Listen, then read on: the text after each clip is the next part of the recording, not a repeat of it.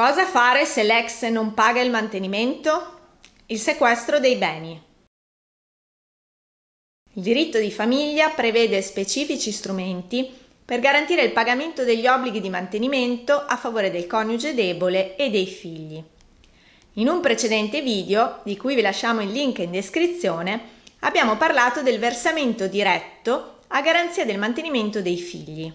In questo video parliamo del sequestro dei beni. Il sequestro dei beni a tutela degli obblighi di mantenimento può essere stabilito durante il procedimento di separazione, di divorzio, nell'ambito dei procedimenti che riguardano figli nati fuori dal matrimonio, nonché in qualunque provvedimento patrimoniale in materia di mantenimento e alimenti, ad esempio nel caso di dichiarazione giudiziale di paternità. Inoltre, il sequestro in questione ha alcune particolarità che lo distinguono dal sequestro cautelare previsto dal Codice di procedura civile.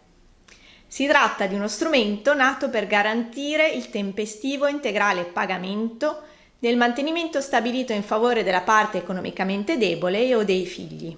Proprio per tale ragione, in alcune ipotesi, per ottenere il sequestro potrebbe essere sufficiente il semplice timore che l'obbligato possa compiere atti diretti a pregiudicare le garanzie di pagamento. Per fare un esempio pratico, utilizziamo un caso emblematico deciso dalla Cassazione. In sede di separazione, i coniugi concordavano l'obbligo per il marito di corrispondere alla moglie il 75% del reddito netto derivante dalle proprie partecipazioni societarie e il divieto di cedere tali partecipazioni a terzi senza il consenso della moglie.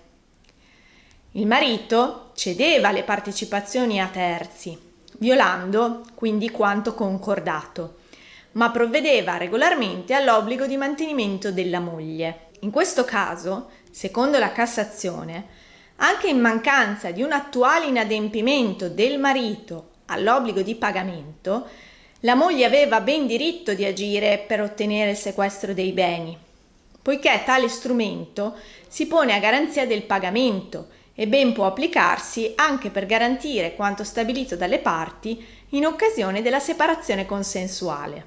Iscrivetevi al nostro canale YouTube, abbiamo un'intera sezione dedicata al diritto di famiglia. Per maggiori informazioni visitate il nostro sito e seguiteci sui social media.